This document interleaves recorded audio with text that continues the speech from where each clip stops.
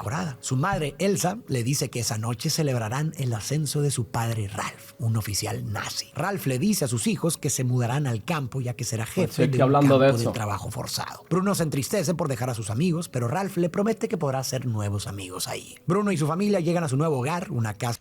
Esta historia la cuento un poquito por encima. Esto es Alemania y pues allí hubo un momento que había unos campos de concentración, un montón de cosas muy malas y muy turbias que pasaron allí, ¿no? Encerraban a mucha gente en cámaras de gas, les hacían muchas locuras, ¿no? Y esto es una historia bastante bonita, esta película, porque trata de un sitio digamos que esos campos de concentración obviamente estaban cerrados y pues trata de que hay un chico de dentro que obviamente vamos a decir como si fueran esclavos y los que los tienen esclavos, y vamos a decir que un chico esclavo se hace a través de la valla amigo de un chico de los que los tienen presos a ellos. Del lado contrario, vamos a decir.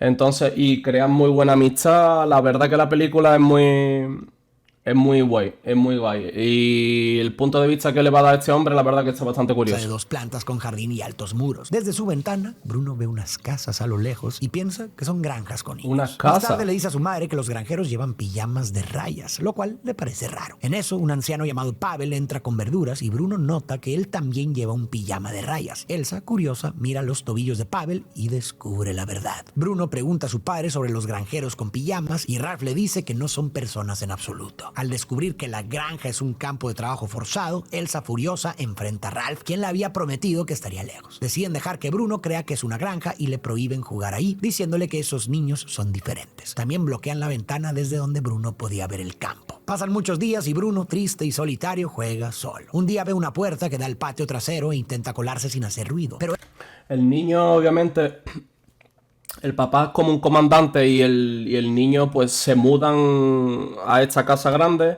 y vienen un poco engañados, ¿vale? El chico y la mamá de él vienen un poco engañados por el papá de él, de que venían a un sitio bien, etcétera. Y claro, ellos están desde el otro lado contrario ahora y el chico se va a replantear muchísimas preguntas, muchas cosas, ¿no?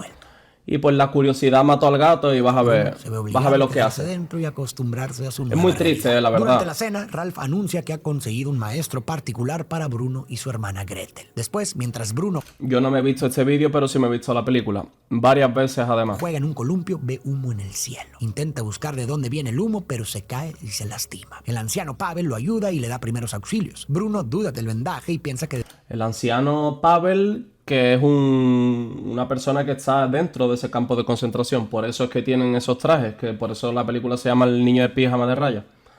Porque todo el que está como en las cámaras de gases, pues tienen estos atuendos. Debería ver a un médico, pero el anciano le asegura que está bien y le dice que él mismo fue médico antes. Bruno se sorprende de que un médico trabaje pelando papas en su casa. Pronto llega Elsa, ve a Pavel cuidando de Bruno y le pide a Bruno que suba a su habitación. Después de pensarlo mucho, Elsa agradece a Pavel. Más tarde, el nuevo profesor de Bruno y Gretel llega y empieza a enseñarles sobre el régimen nazi y su historia. Cuando Bruno dice que no sabe nada de historia y prefiere los libros de aventuras, el profesor le dice que es hora de dejar la ficción y aprender sobre la vida real, dándole un grueso libro de historia a sus 8 años. Un grueso, cojones. Lo que te ha dado es una almohada. Niños no se preocupan por la política. No va el libro que todavía más grande que tú. Les interesan cosas simples, como jugar, divertirse y conectar con otros. Es el adoctrinamiento y comportamiento de los adultos lo que les roba su inocencia y les enseña a odiar a otros. Vemos que Bruno enfrenta muchas dificultades tras mudarse. Pierde su casa, tan bonito el ojo del niño, diaria, y lo más importante para un niño, a sus mejores amigos. Esto lo deja sin comunidad, sin hogar y sin compañía. Se siente aislado y solo. Su única preocupación es recuperar esos aspectos perdidos. Después, mientras Bruno lee su aburrido libro de historia, se da cuenta de que la puerta del patio trasero está abierta y corre rápidamente hacia el cobertizo. Cruza la ventana y se adentra en el bosque para explorar sin saber. El niño lo que está loco, tiene una curiosidad bien grande de saber qué es eso que él ve desde su ventana. Lo llevará el camino. Bruno termina llegando al campamento que cree que es una granja. El lugar está rodeado de alambre de púas y todos adentro llevan pijamas de rayas con números. Al otro lado, Bruno ve un... Se llama El niño del pijama de rayas. Niño sentado. Mira, como esto de aquí arriba. No sé si... Ah, no lo podéis ver.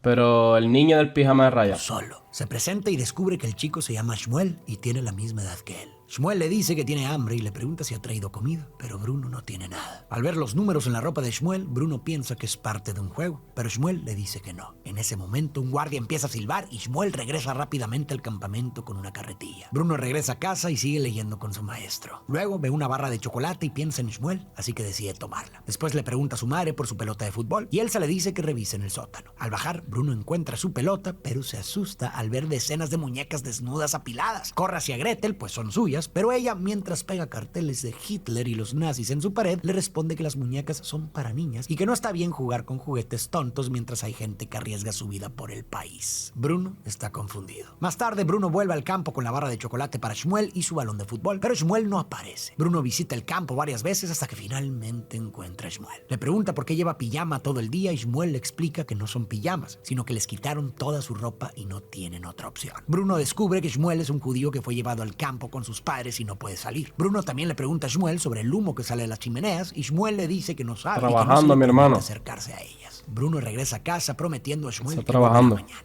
Vimos que Gretel estaba en una situación similar a la de Bruno. Antes, sus muñecas eran su principal interés, pero ahora no tiene con quién jugar. Está rodeada de adultos y soldados y esta presión la empuja a adoptar la ideología nazi. Gretel solo quería conectar y pertenecer, pero termina adaptándose para encajar. A mí me parece que si hubiera tenido a alguien con quien compartir sus intereses, probablemente habría resistido mejor la presión. Bruno, en cambio, encuentra a Shmuel, un chico de su edad con quien se identifica porque se ve reflejado en él. Igual que Shmuel, Bruno tuvo que dejar su hogar y separarse de su comunidad de amigos. Pero claro, Bruno no entiende la gran diferencia entre su cambio de vida y el de Shmuel. Claro, Son dos si él chicos de supiera. la misma edad, género y nacionalidad, pero sus vidas son muy diferentes por una sola cosa: su grupo étnico. Una valla. Algo que no pueden cambiar. Más tarde, Bruno pregunta a su padre sobre el humo de las chimeneas. Ralph le dice que el olor es porque a veces queman basura ahí. Elsa nota que Gretel se ha estado comportando más agresiva y al visitar su habitación ve los pósters nazis en su pared, lo que le hace sospechar de lo que su maestro les está enseñando. En la siguiente clase, el profesor enseña a los niños que los judíos son malvados y la causa de los problemas del país. Pero Bruno, pensando en Shmuel, dice que también hay judíos buenos. El profesor le responde que si encontrara un judío bueno sería el mejor explorador del mundo. Después de la clase, Bruno decide visitar a Shmuel y se acuerda de llevarle algo de comida. Empaca la comida en su mochila, pero su madre lo detiene. Astutamente le dice que lleva libros de aventuras y se dirige al campo de trabajo. Le da la comida a Shmuel y lo observa mientras la come. Luego Bruno lanza su pelota de fútbol al interior del campo para jugar con Shmuel, pero este, asustado, se la devuelve rápidamente. Shmuel se esconde detrás de unos pilares y le dice a Bruno que tendrá problemas si alguien los descubre. A Elsa también le molesta el mal olor que sale de las chimeneas. El teniente Kotler le explica que el humo se debe a la quema de cuerpos. Elsa,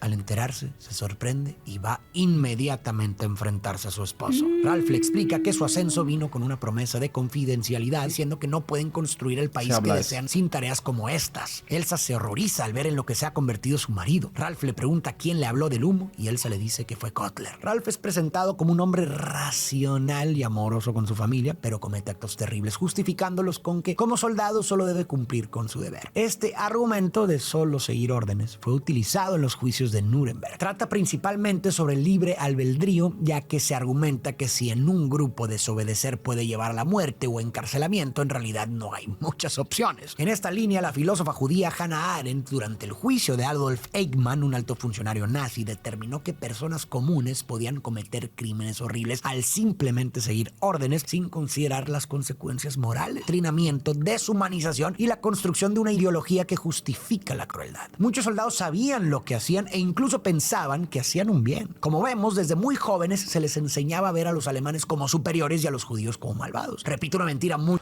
Esto es lo que yo estaba diciendo antes, ¿vale? Que los alemanes pues se creían como superiores. Hitler se creía como superior y pues barría con todo lo que él pensaba que no era tan superior como él. Muchas veces y empieza a parecer verdad. La gente empieza a creerlo y poco a poco se contagia socialmente. Hasta que como Ralph terminan creyendo sinceramente que sus actos son necesarios para construir el país que desean, justificando sus acciones terribles. En fin, los juicios de Nuremberg determinaron que seguir órdenes no exime de la responsabilidad ética y legal. La historia tiene muchos ejemplos de personas que resistieron bajo gobiernos autoritarios. ¿Tú qué opinas? ¿Por qué personas comunes cometen actos terribles? ¿Es posible tomar decisiones lecciones morales valientes en situaciones extremas? Kotler y el abuelo han venido a cenar. Durante la cena, Ralph descubre que el padre de Kotler dejó el país y empieza a presionarlo, sugiriendo que desaprobaba a Hitler o que hay un linaje judío en la familia de Kotler. Kotler se siente sumamente incómodo y justo entonces Pavel derrama accidentalmente vino mientras le sirve y Kotler le da una brutal paliza. Kotler se sintió humillado, débil e impotente, rodeado de superiores a quienes no podía enfrentar, y terminó descargando su frustración sobre Pavel, que no puede defenderse. Esta escena refleja el sentimiento colectivo en Alemania que facilitó el Holocausto. Tras la Primera Guerra Mundial, Alemania fue humillada y sufrió una hiperinflación devastadora. El país estaba en crisis, con la moral y la economía por los suelos, creando un ambiente propicio para una dictadura. Y en este contexto, alguien afirmó que no habían sido derrotados por otras naciones más grandes, sino traicionados por los judíos. Y así, toda la frustración del país se canalizó hacia ellos, que se convirtieron en chivos expiatorios, como Pavel. Esto afecta a Bruno, que llora con su hermana. Gretel dice que Pavel se lo merecía y le revela que el campo no es una granja, sino un campo de trabajo para judíos porque son malvados y peligrosos. Bruno se pregunta si su padre es realmente una buena persona, pero Gretel dice que deberían estar orgullosos de él porque está levantando al país. Como vemos, este es un claro ejemplo de un adoctrinamiento. No se trata de obedecer ciegamente, sino que muchos creen genuinamente que estaban haciendo un bien. Un día, mientras deambula por la casa, Bruno ve a Shmuel limpiando copas de vino. Bruno se alegra de verlo y le ofrece comida. Shmuel empieza a comer, pero antes de terminar, llega Kotler y lo acusa de robar la comida. Enfadado, Kotler grita a Shmuel, quien dice que su amigo Bruno le dio la comida. Kotler le grita a Bruno y, asustado, Bruno miente diciendo que no conoce a Shmuel. Kotler entonces le dice a Shmuel que cuando termine de limpiar, tendrán una charla sobre lo que les pasa a las ratas que roban. Bruno se siente culpable por poner a Shmuel en peligro y corre al campo para buscarlo, pero no lo encuentra. Decepcionado, regresa a casa y ve llegar a unos militares. Ralph les da la bienvenida y los lleva a ver un documental sobre la vida en el campo. Bruno lo ve en secreto y cree que los niños juegan y las familias disfrutan. En realidad, este es un falso documental para ocultar lo que en realidad sucedía. Y esta fue una estrategia real usada por los nazis en la Segunda Guerra Mundial para ocultar las atrocidades en los campos de trabajo. Los nazis realizaron una campaña propagandística cuidadosamente planificada para convencer al mundo de que los prisioneros vivían en buenas condiciones. Una de las tácticas principales fue producir un documental que mostraba la vida en Terezín, un campo en Checoslovaquia, como si fuera normal y feliz. El objetivo era desmentir los rumores sobre las condiciones inhumanas y las ejecuciones masivas. El clímax de esta estrategia ocurrió en 1944, cuando los nazis permitieron que la Cruz Roja Internacional visitara Terezín para elaborar un informe sobre la vida en el campo. Los prisioneros fueron obligados a fingir felicidad y los nazis construyeron falsas escuelas y cafés para crear una ilusión de normalidad. Los delegados de la Cruz Roja fueron engañados y se convencieron de que las acusaciones sobre las cámaras de gas eran infundadas, creyendo que los judíos estaban siendo cuidados por los alemanes. Bruno, sin entender esto, abraza a su padre creyendo que es un buen hombre. Luego ve a Shmuel en el campo con un ojo herido por Kotler. Bruno se disculpa. Se pregunta por qué lo hizo, diciendo que Gretel y otros decían cosas malas, y Kotler da miedo. Shmuel acepta las disculpas y le da la mano. Mientras tanto, Ralph informa al partido que Kotler no reportó la deslealtad de su padre y Kotler es enviado al frente como castigo. Irónicamente, la propia madre de Ralph repudia a los nazis. Bruno sigue reuniéndose con Shmuel y esta vez juegan damas chinas, lo que Shmuel encuentra muy divertido.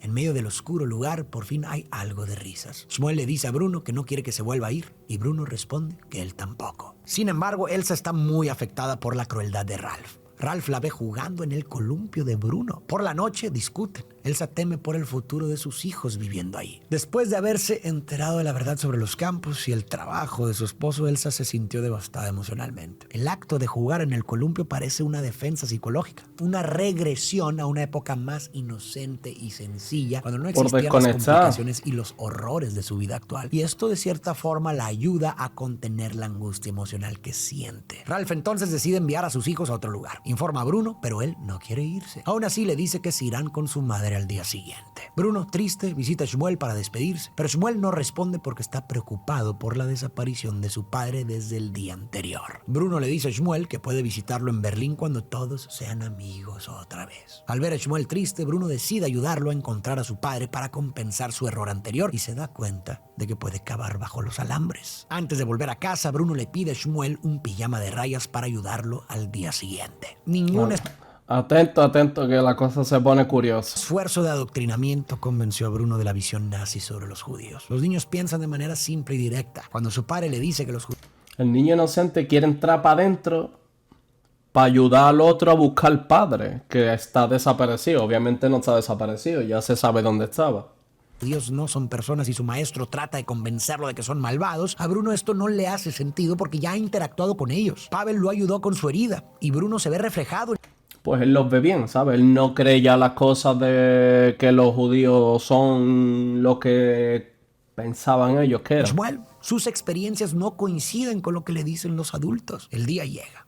Mientras él se empaca, Bruno prepara un bocadillo para Shmuel y se dispone a visitarlo. Bruno le dice a su madre que va a jugar en el columpio por última vez y Elsa accede. Bruno toma una pala, corre hacia Shmuel, quien le da un pijama. Bruno se lo pone, cava bajo el alambre y entra al campo para buscar al padre de Shmuel. Elsa se da cuenta de que Bruno no está en el columpio y al ver la puerta del jardín abierta, descubre que saltó por la ventana del cobertizo. Avisa a Ralph, quien inmediatamente ordena una búsqueda con perros y soldados. Bruno y Shmuel buscan al padre de este en una barraca. En ese momento, un grupo de soldados llega y ordenan a todos salir. Como Bruno lleva un pijama de rayas, nadie nota que no.